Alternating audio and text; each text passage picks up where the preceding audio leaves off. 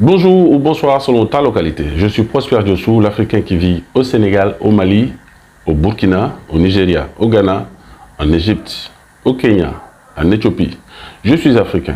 Et sur cette chaîne, je vais te partager mon vécu en tant qu'entrepreneur, mais aussi mes connaissances, car je crois sincèrement que le partage d'expériences et de connaissances acquises est multiplicateur de richesse. Ainsi, cette richesse acquise va nous permettre, nous Africains, également de devenir riches si nous la pratiquons. Alors nous devons tout le temps pratiquer ces bonnes richesses que nous avons accumulées ou acquises. Justement, aujourd'hui, je m'en vais vous parler de l'outil ou bien des outils que devrait avoir un bon entrepreneur. Alors, il n'est pas exhaustif. C'est le mien, c'est ce que j'ai fait. Toi, à ton niveau, tu pourras trouver d'autres documents qui pourraient t'aider à exploser ton talent, à prouver justement que toi aussi, tu peux compter dans le game. Alors, on aura des livres, on aura des films, on aura des podcasts, mais également, reste jusqu'à la fin parce qu'il y a un quatrième outil qui, selon moi, est incontournable. Oui, we go. Alors, les livres. Le livre incontournable qui doit être absolument lu est Think and Grow Rich de Napoleon Hill. C'est un classique. Il est très important de le lire. Et justement, si vous pouvez lire les autres œuvres de Napoleon Hill, why not, ce serait très bien. Alors, je le répète, je le dis s'il vous plaît, il n'est pas question de s'embourber dans la lecture. Il faut lire, comprendre, essayer d'appliquer à ton niveau. Alors, pas en devenant Napoleon Hill, excusez-moi de le dire comme ça, ou bien en devenant le lecteur que tu vas lire, mais en devenant toi-même. Si vous voulez, en devenant la meilleure version de toi-même. La fameuse expression. Alors, Think and Grow Rich en number one. Le deuxième qui m'a époustouflé, c'est les 48 lois du pouvoir. 48 lois du pouvoir. 48 lois du pouvoir, c'est le livre de Robert Greene qui, effectivement, moi, à mon niveau, m'a montré ce qu'était la véritable nature de l'individu, ce que les gens seraient prêts à faire pour conserver le pouvoir. Alors, le deuxième livre, les 48 lois du pouvoir. 3. En 3, c'est toujours Robert Greene, Mastery. Alors, il faut dire que beaucoup pensent que Robert Greene est le digne héritier de Napoleon Hill. Ça dépend. D'autres, de quand le récusent. Je pense qu'ils sont tous bons. Et si on peut s'en inspirer et comprendre certaines choses, en les vérifiant, pourquoi pas. Mastery. Dans Mastery, en tout cas, l'argument de taille qui a retenu mon attention, c'est que Robert Greene dit, avec des preuves et exemples selon la science, qu'il n'y a pas de génie, il n'y a pas de surdoué, il n'y a pas de crack. C'est dans la pratique de tous les jours, quand on atteint 10 000 heures, qu'on devient surdoué, qu'on devient crack. Donc c'est Mastery.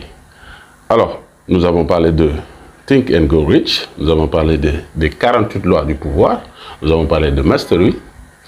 Alors, le quatrième que je vais te servir, c'est justement Strategy, toujours de Robert Greene. Pourquoi Robert Greene? Parce qu'il m'a fasciné en fait. C'est un Américain qui est assez talentueux, qui a connu beaucoup de métiers et de boulot à travers sa formation, et qui parle au moins 4 langues, dont l'anglais naturellement, le français, un peu le japonais et l'allemand, et qui justement a écrit des œuvres, à mon sens, qui sont très percutantes. Alors, dans Strategy, il nous explique la faculté qu'a l'homme de pouvoir développer des stratégies, de créer une certaine duplicité. Et dans Strategy, j'ai eu la chance de redécouvrir Napoléon Bonaparte, le génie qu'il a été selon la pratique. Alors, le cinquième livre que je vais vous donc proposer, un incontournable, selon moi, un classique, c'est Père riche, Père pauvre de Robert Kiyosaki.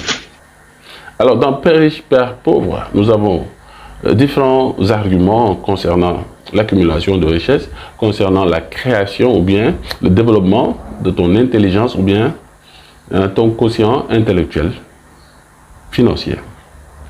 Alors, l'argument de taille que je retiens dans ce livre, c'est plus tu vas partager, plus tu vas recevoir. Pour Robert Kiyosaki, pour devenir riche, il faut donner. Plus tu vas donner, plus tu vas recevoir. Et non le contraire. Alors, le dernier livre, ou bien le sixième, L'homme le plus riche de Babylone. Ce sont des classiques qui, selon moi, tu pourrais débuter avec ces livres, les lire, les comprendre, pour après t'en inspirer et devenir toi-même. Alors, les films, il faut qu'on en parle, parce que je pense que les films sont également comme des documentaires pour moi, qui pourraient te permettre, justement, de devenir un très bon, en tout cas, un sachant, quelqu'un qui sait à peu près comment fonctionnent les choses, que tu sois salarié ou entrepreneur. J'ai l'habitude de dire à mes garçons, quand je vais lire un livre, je leur dis, je vais voir ma série. Parce que justement, il y aura plusieurs chapitres, et à chaque fois que tu vas t'arrêter sur un chapitre, c'est comme un film que tu as arrêté de regarder, ou bien une série que tu regardais, et qui va donc s'étaler ou continuer quand tu vas reprendre le livre. Donc je leur dis, je vais regarder ma série. Alors, donc, pour les films, The Social Network. The Social Network te retrace un peu la vie étudiante et aussi la vie d'entrepreneur de Zuckerberg. Alors, si tu pouvais justement ce document le regarder en lisant justement sa biographie, ça serait bien parce qu'il y a quelque part une petite fiction. Ça, c'est le premier, donc, un film qu'il faut absolument regarder. Alors, le deuxième, c'est le film de Ray Kroc, The Founder. Alors, dans le Founder, nous avons justement en avant la personnalité de Ray Kroc, comment il a pu donc racheter McDo. Et ce qu'il faut comprendre dans ce film, c'est que McDo n'est pas une entreprise de vente uniquement de hamburgers. Alors, pour être clair, la profession, le métier de McDo, c'est la vente d'hamburgers. Mais leur entreprise, c'est qu'ils sont une société immobilière. McDo est une société immobilière, d'où le génie certainement dans le cadre de la pratique de Ray Kroc. Alors, c'était le deuxième film. Alors, un troisième document, ou bien des documents que vous pourrez voir, c'est sur Netflix. Il faut juste taper 15 documentaires que devrait voir un entrepreneur. Ils sont tous sur Netflix. C'est des bijoux. Ils sont exceptionnels. Je vous le recommande, je vous le conseille. Alors, pour les films, il y en a tas d'autres que je ne pourrais pas citer ici, mais dans vos recherches de tous les jours, vous pourrez voir d'autres films qui pourraient réellement vous inspirer et vous permettre d'avoir des outils, ne serait-ce qu'à votre niveau. Alors, le troisième élément, pour moi, ce sont les podcasts. Depuis 2015, j'écoute des podcasts. Je vais vous conseiller quelques podcasts et vous verrez à votre niveau quels sont les podcasts qui vont le plus vous intéresser. Alors, Génération Do It Yourself de Matt Stephanie est une bombe. C'est un excellent document. C'est un podcast qui, justement, pourra te permettre de, en tout cas en temps réel ou bien dans une interview, de comprendre justement comment fonctionnent ces entrepreneurs plus ou moins atypiques. Alors, le deuxième, qui est très bon, c'est un bijou, c'est Master of Scale de Ray Hoffman. Alors, le propriétaire de LinkedIn. Il est fait en anglais, mais ma foi, il y a le script. Et à force d'écouter, si tu n'es pas bon en anglais, à force d'écouter, tu vas acquérir donc une certaine compréhension du document, justement en lisant et en écoutant ce qu'ils disent. C'est un incontournable, c'est un classique. Alors, le troisième, c'est celui de Tim Ferriss. Tim Ferriss, comme vous le savez, lui aussi, c'est aujourd'hui un géant de l'entrepreneuriat, c'est un géant dans le domaine des podcasts. Pour moi, c'est également quelqu'un qu'il faut souvent écouter. Alors, le quatrième et le dernier que je vais te servir, il y en a tant d'autres, c'est Guerre de business. Guerre de business en anglais, Business War. Bon, au début, il n'y avait que cette version, mais maintenant, on a Guerre de business. Dans Guerre de business, vous verrez que à chaque fois, comme son nom l'indique, 2-3 grandes compagnies qui sont en compétition, qui sont sur le marché, qui ont des hauts et des bas, et ça te retrace à peu près la vie des plus grandes compagnies de cette terre. Adidas, Coca-Cola, Facebook, tout ce que tu veux. Alors, ça, c'était les podcasts. Alors, le dernier outil que je vais te proposer, ou bien les derniers outils que devrait avoir un entrepreneur, c'est ton niveau d'anglais. Très cher frère. Pourquoi l'anglais? J'aurais bien aimé qu'on parle du Jula, ou bien le Wolof, ou le Peul, ou le Swahili. Alors, nous sommes dans un contexte de globalisation, nous sommes dans un gros village, il va falloir rehausser ton niveau en anglais. D'accord? Comme le feraient les bons entrepreneurs. Si tu n'es pas bon en anglais ou si tu n'as jamais aimé l'anglais, dis-toi bien une chose, c'est juste un outil. C'est comme parler le français, comme on le fait aujourd'hui, c'est un outil de communication qui va t'ouvrir d'autres horizons, qui va t'ouvrir d'autres portes. À mon sens, il est très très important. Alors, les bonus. Tu es resté jusqu'ici, ça prouve que au moins la vidéo t'intéresse. Donc, je vais te partager les bonus.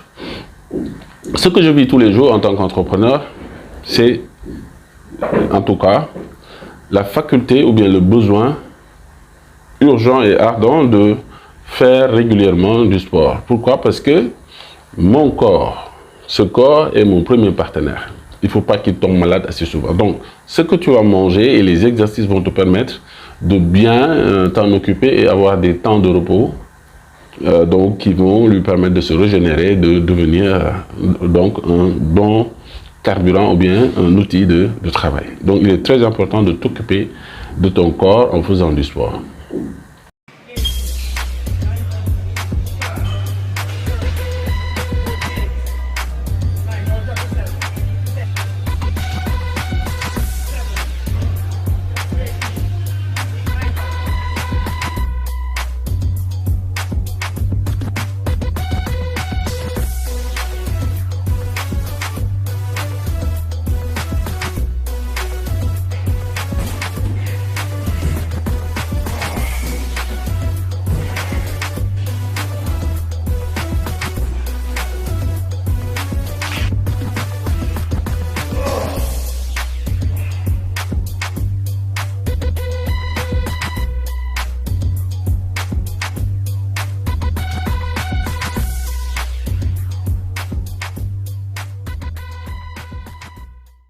Alors, le deuxième élément que je vais te partager, c'est justement de fréquenter des conférences, d'aller souvent en conférence. Ne reste pas toi-même, ne reste pas seul. Dans le cadre des conférences, ou bien en tout cas de ta faculté à aller vers les autres, tu vas beaucoup plus t'enrichir. Alors, le troisième élément, à mon sens, va vers ta différence. Ne va pas tout le temps vers des gens qui te ressemblent ou bien qui pourraient justement ne pas pouvoir te compléter. Cherche la différence ou bien crée-la et va vers cette différence, ça va davantage t'enrichir. Alors, chers frères, chères sœurs, c'est ce que je voulais partager avec vous aujourd'hui. Les listes ou bien les arguments sont loin d'être exhaustifs. Cependant, ce sont des pratiques que je m'évertue à avoir tous les jours, à m'ouvrir vers les autres, à me compléter dans ma vie de citoyen lambda, mais aussi dans ma vie d'entrepreneur, donc africain. Alors, je vous souhaite de passer une agréable fin de journée et à bientôt. Peace out. Ciao.